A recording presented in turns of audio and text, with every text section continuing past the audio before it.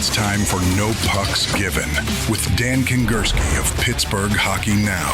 Penguin Scoops locker room buzz and straight-up analysis. No fluff, all hockey. Now, here's Dan.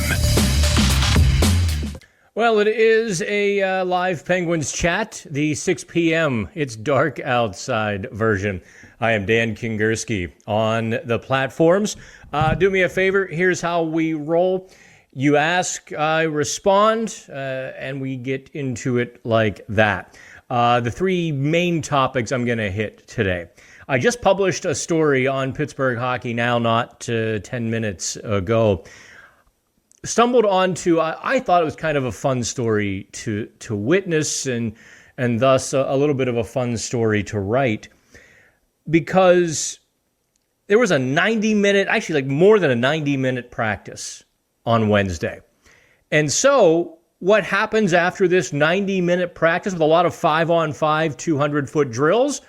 Well, Sidney Crosby, Chris Letang, and a few other of the rookies stayed on the ice. They were playing some sort of game of horse, or they were just screwing around, being kids, albeit 38 to 39, 19-year-old kids, liking hockey. And they stayed on the ice for, good Lord, it must have been at least another 20 minutes. And I wrote a story about that is right now on Pittsburgh Hockey Now. I think if you read the story, it really gives you some insight into exactly what's going on right now. We'll talk about that. We're also going to talk a bit about the Sweden trip and what we learned. If you haven't listened to the latest No Pucks Given, I know it can be a little bit tough. I'm not sure why we're uploading like 3 podcasts from one podcast. It kind of we have to figure that out. But if you haven't listened to the entire No Pucks Given, I did from the airport lounge in Atlanta after a pretty grueling 9-hour flight from Heathrow to Atlanta.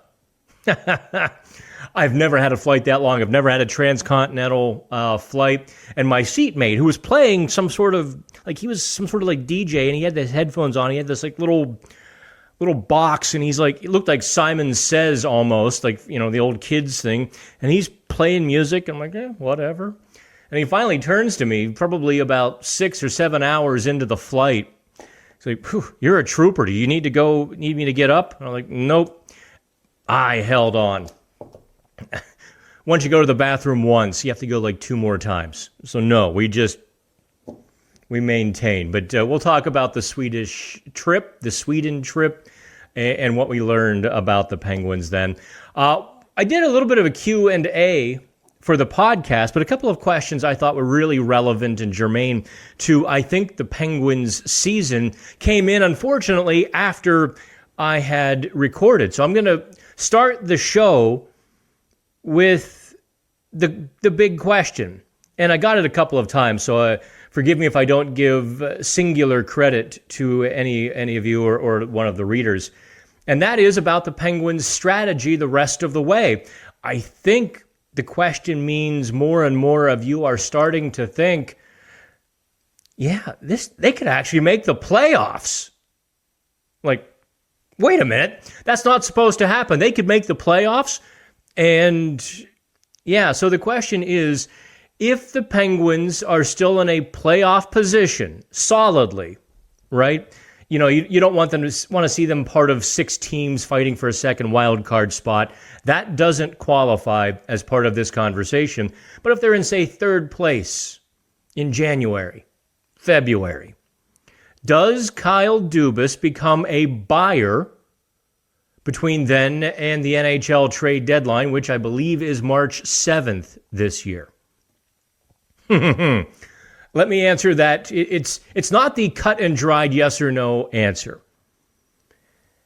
The predominant, the answer starts on the no side of the spectrum, but it doesn't end there, because this is very nuanced, and kind of follow me on this.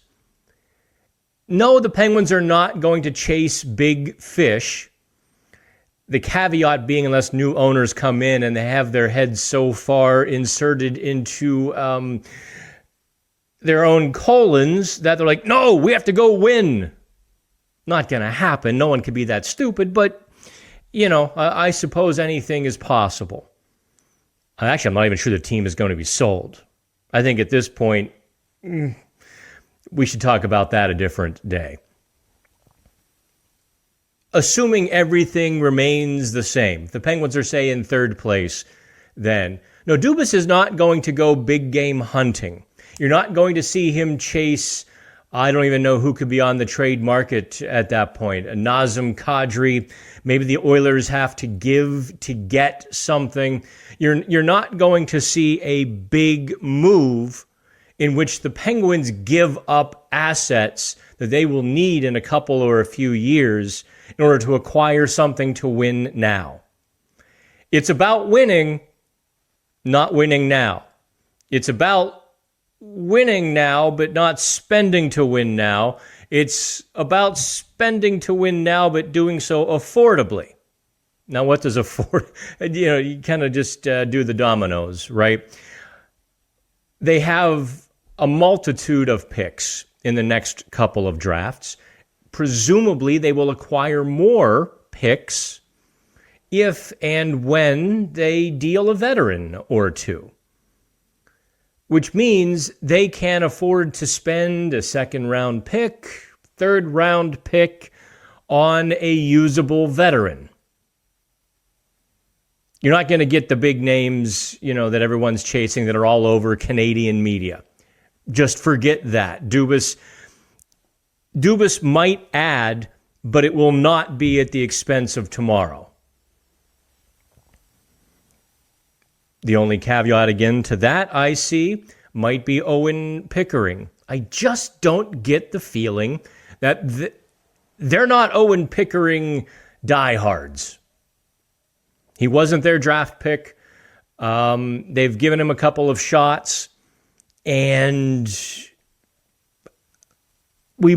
I think I and the organization probably disagree on exactly what's going on in that situation on several levels, on what Pickering's ceiling is or what his real contributions could be to how he played, the situations he was put in, so on and so forth.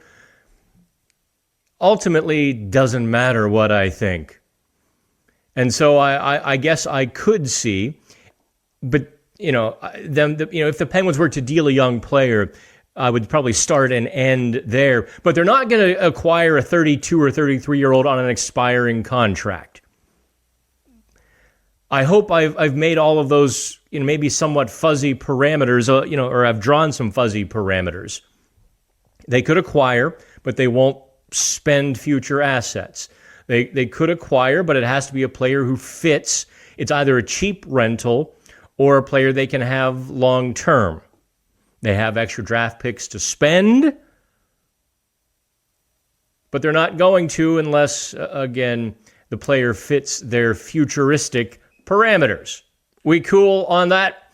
That's kind of where I see the Penguins. Now, the question is, will they be, could they be in third place, second place, solidly first wild card in a couple of months? Do any of us know? Do they know? But look, we're 19 games into this now. This isn't a fluke anymore that they're 10-5-4. Not a fluke. They've gone through their ups. They've gone through their downs. They've dominated most of the last 7 games they've played and are only 2-3-2. And yet, they played harder. They didn't wane. They didn't sulk. They didn't sort of start straying from the reservation. They buckled down. And they really took it to Nashville in that first period on Sunday. So, I think we have gotten a good look at the mental makeup, at the, at what kind of guts and spine this team has. And they've got a pretty good one. It will be tested. It will be molded. And, there's some more fire to mold that steel on the way. There's no question. December is like, it feels like there's 28 games in 30 days. Just all over the map. Crazy road trips. Philadelphia, Tampa, Dallas. When have we've never had that kind of road trip. And then we go, what is it? Pittsburgh, Montreal, Ottawa. Montreal, Ottawa, back to Pittsburgh, up to Toronto, all in like 5 days. Boom, boom, boom, boom, just to squeeze them all in. If I miss my first game in 2 years, it will be December 23rd against Toronto. I'm really debating if I need to cover that game because they play the night before in Pittsburgh. They played, 36 hours prior in Montreal. It's like, do I make the 9-hour drive home, cover a game, and then get right back in the car? I don't know. The players obviously have a little cushier travel than does Dan. But the December schedule is crazy. It could go sideways quickly. It could also catch fire and become a bunch more wins. I don't know which way they go. There's that. I guess maybe I should add Murashov onto this here little conversation, although I'm sure you're going to bring him up before I get there. All right, so we're 12, 11, 19 in. Let's take the first question. Late Night Penguins chat, says Brandon Rickner. That's right, Brandon. Listen, they had practice today. It went from 11 to 12:30. I was in the locker room still at 1:30, actually. Because don't forget, the guys were on the ice forever. So, yeah, and then I had a meeting at 3 and blah, blah, blah. 6 o'clock just sort of made most sense. Jennifer, those guys finding the joy in hockey the week before Thanksgiving is a good sign for the mood of the locker room. Heck yeah. November has been a killer for the Penguins. October, November, the last handful of years, they've had terrible starts in the last 3 years. But prior to that, and even kind of mixed into that, were awful Novembers. Even going back to like 2018, I remember some terrible Novembers for this team. That was it a 10-game winless streak or 1 win in 11 games or something along those lines in 2018 that led to the ill-fated Tanner Pearson for Carl Hagelin trade. Speaking of Sweden, and I apologize for bringing up some bad memories for a few of you. And yes, if I do look a little worse for wear, the trip back from Sweden, uneventful, just grueling. And I can't say that I feel up. The best way I can describe it kind of feels like I'm swimming in Jell-O, or I'm carrying just like a 30-pound sack on my chest. Just everything's just like, it's just labor to do everything right now. JFKST1. Here's the question. If they keep getting this goaltending, they will make the playoffs comfortably. Yeah. You get good goaltending. And by the way, the players in the room know that. How do I say this? I think even the goaltenders in the room last year recognized they were a problem, or didn't produce or didn't perform up to the needed standards.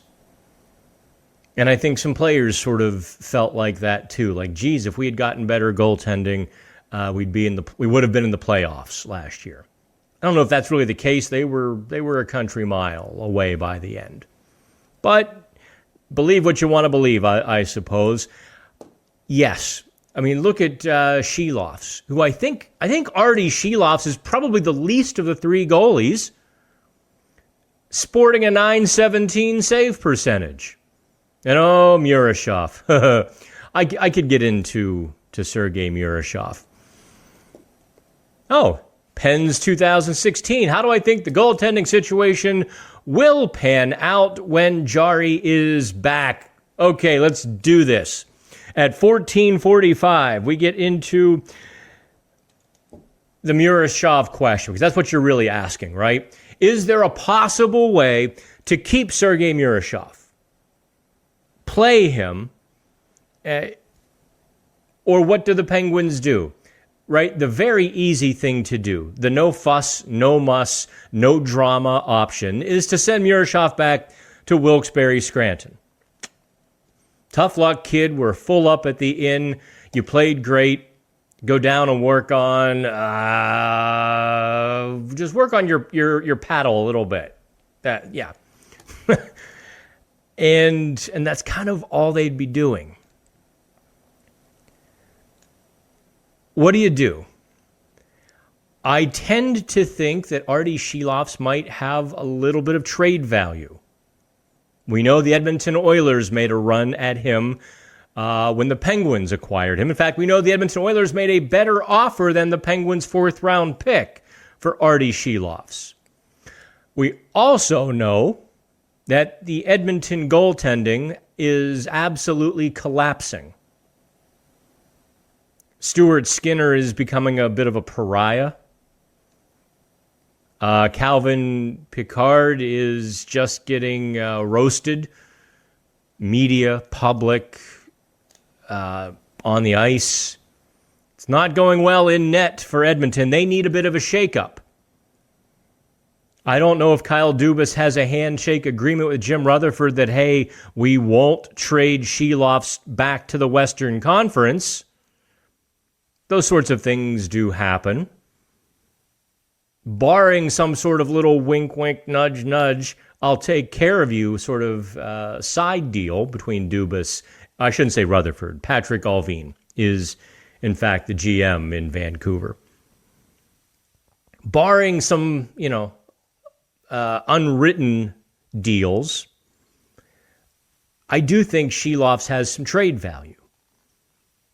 Are you comfortable going with Jari and Murashov? Jari's health can be a little bit iffy, and the Penguins really don't have a third goalie who has NHL chops.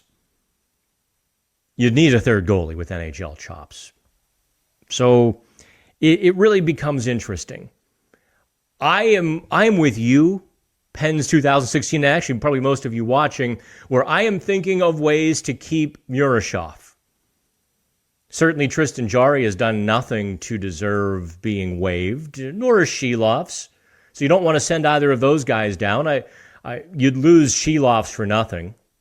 That is almost assured at this point. And if you were to send Jarry down, despite his performance, you probably lose the player. You lose the human being. As I talk it out loud with you, as I go through the steps, I, in this moment, do not see an off-ramp, a creative side way to solve the problem. The two options would be trade Sheloffs or demote Murashov. Those are it. Sorry. So what do I think happens? Demote Murashov. It's the safe play, right? It's the safe and easy thing, especially if Jarry is ready for this weekend. If Jarry can come back and play this weekend, then you've only had a couple of starts from Murashov, and it gets easier to tell yourself that, well, he's not quite ready. If Murashov gets a few more starts and is just as good as he has been, then I think the decision gets difficult because you can't really tell yourself what you want to tell yourself. And by the way, I talked about this on the podcast. Murashov has not played out of his skates. He's not been on his head, which makes it all the more sustainable what he's done in a couple of starts. It's not like he's playing on adrenaline. A new player comes up or a new goalie gets a couple of starts and the shooters don't know how to figure him out yet. That's not what's happening. Murashov is just playing this calm, quiet, steady, perfect game. He's got an awareness about the game that Shilovs doesn't yet have. Murashov knows when to cover the puck, and you look at some of the saves he makes, and he's a foot beyond the crease before the shot is let go. He reads the play, and he's like, all right, let's go. Makes what would be a high-danger scoring chance look like a ho-hum crest thumper. Right in the crest. All right, I got it. His rebound control has been, period. He's controlled the rebounds. Shilovs can get scattered. He can be scattershot. The flippers start going with Shilovs, and the puck goes here, puck goes there, puck in the slot. Hasn't been the case with Murashov. I guess I should wrap this up by saying the one thing we all know to be true, and by all, I mean the players in the locker room, you, me, the organization, and that is that Murashov is the best of the three. He might not be the best today, but he's certainly one of the best two today, and in very short order, it sure looks like he's going to be the best. All right, so that's the Murashov talk, I suppose. I don't know what else to answer on that. Brandon Rickner comes back. Brandon, you're one of our originals, aren't you? Should they instead spend those second, third round picks to move off of guys like Hayes, Achari, and have addition by subtraction opening up roster spots for McGroarty, Bros, and Avery Hayes? All right, Brandon, you and I can talk bluntly, right? You're a longtime guy. You know I don't sugarcoat things. What is the problem with Noel Achari? Look at how he's playing. They could probably trade him, but we're talking playoffs here. If you're going to make the playoffs, you want Noel Achari on that fourth line. You need Noel Achari on that fourth line. In places deep down you don't talk about at dinner parties, you want Noel Achari. That is, I don't think that's even a thought within the organization. That somehow they would spend to get rid of Noel Achari. Brandon, stop it. Start to look at what Achari provided before he got hurt.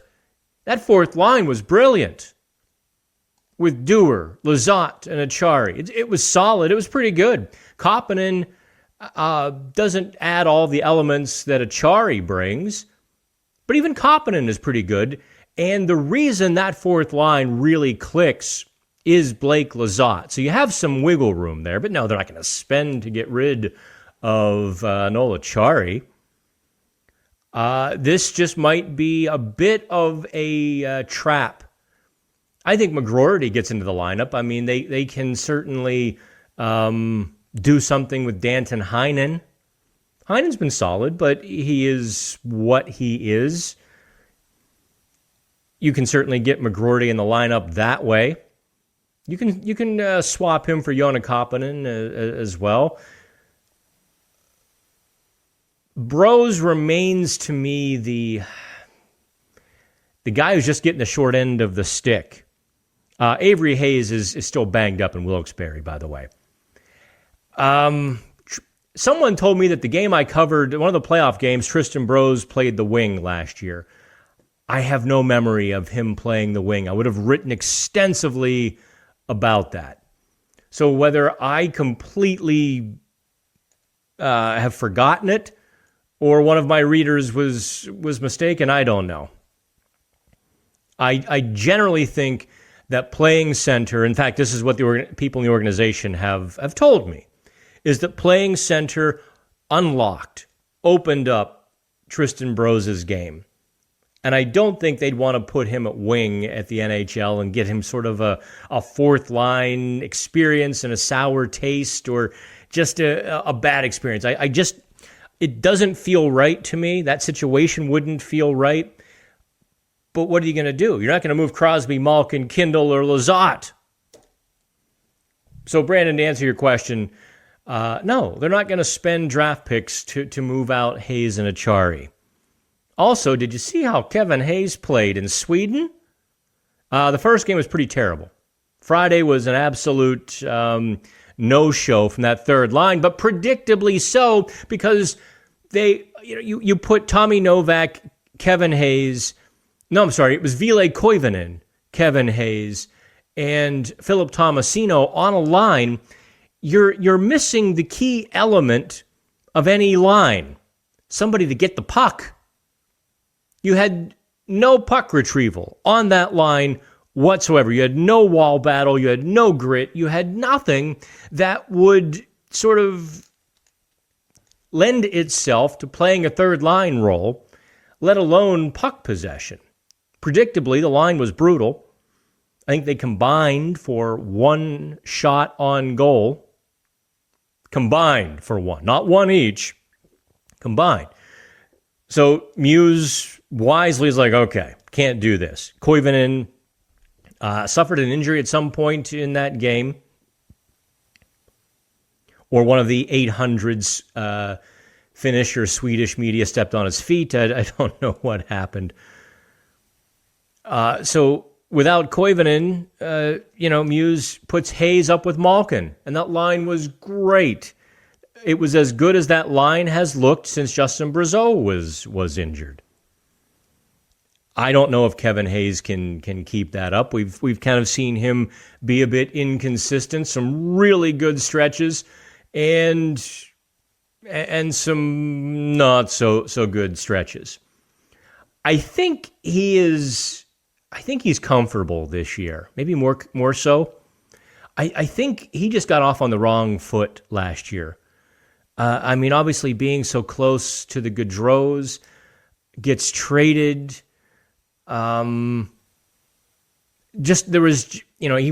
a salary dump, not just get traded, but he was a salary. I think there was just a lot negative, not a lot of negative trending with Kevin Hayes last year, and it just never quite got on track like he would have wanted to. This is a guy who a couple of years ago was a second line center in the NHL. So, but no, they're not going to spend to get rid of him. They don't need the cap space. If Kevin Hayes were not an asset in the lineup, they would just simply not put him in the lineup. Send him to Wilkes-Barre, send him to the press box, give him a big old plate of press box nachos, whatever. Otherwise, he's very valuable. I shouldn't say very, but he's versatile. He can play the center, he can play the wing, and you can do a lot with a guy like that. Don't forget, playoffs. Let's go to Gary Rogers. Dan, you have the best Penguins program that there is, hands down. Well, Gary, I appreciate you. My analysis is spot on. That probably means I agree with you, or you agree with me.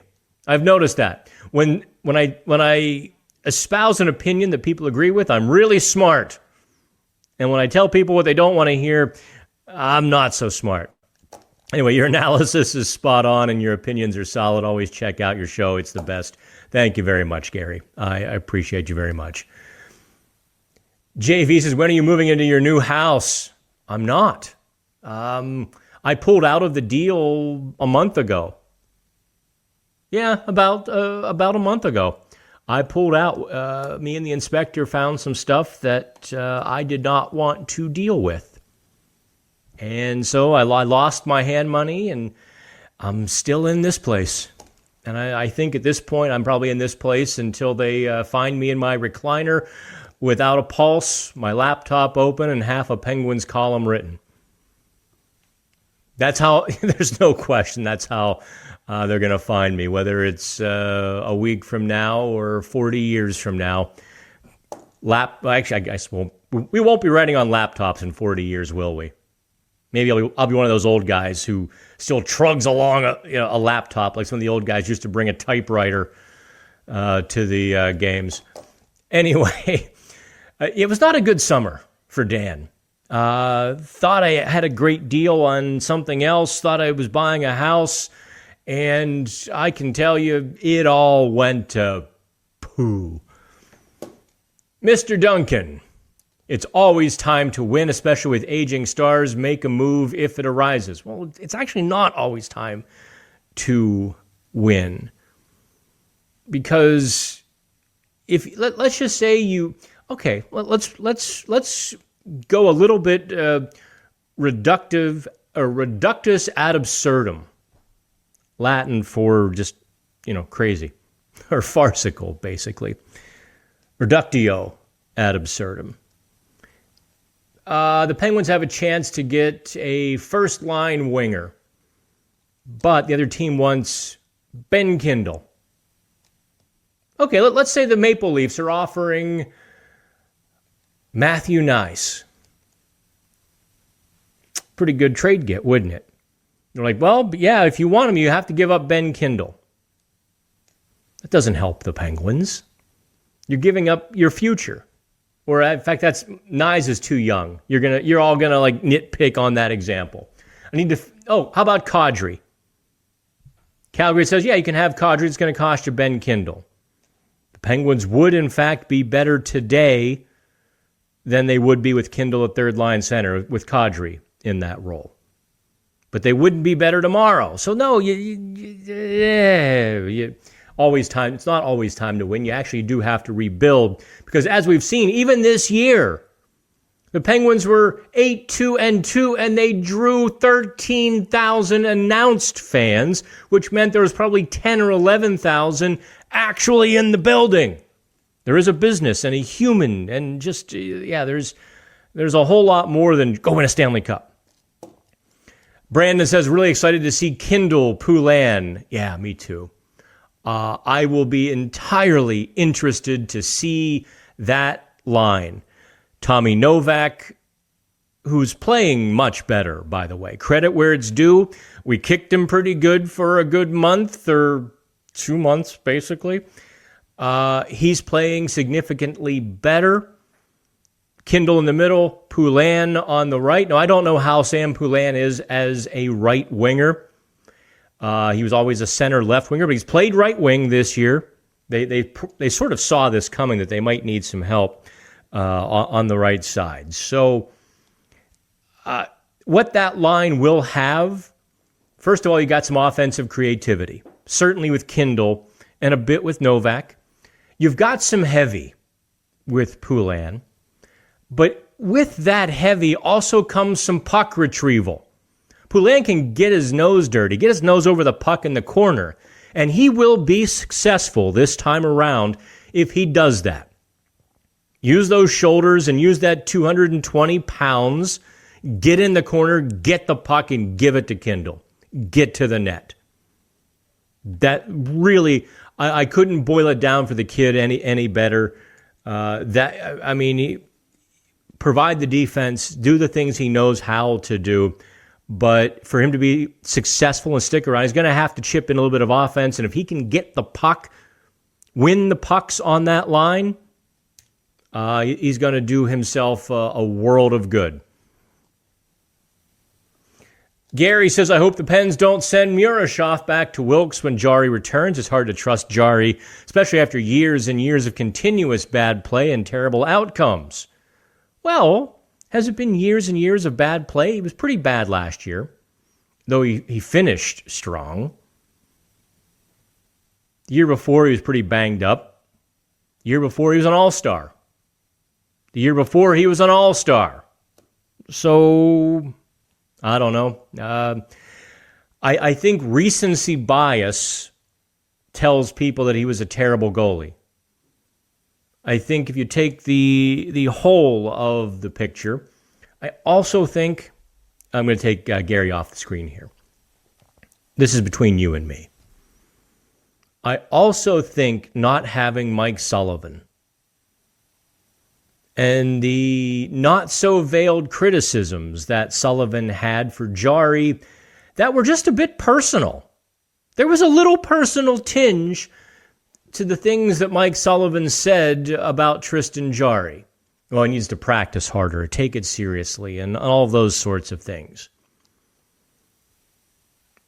I think not having that heavy presence could also be a help to Jari.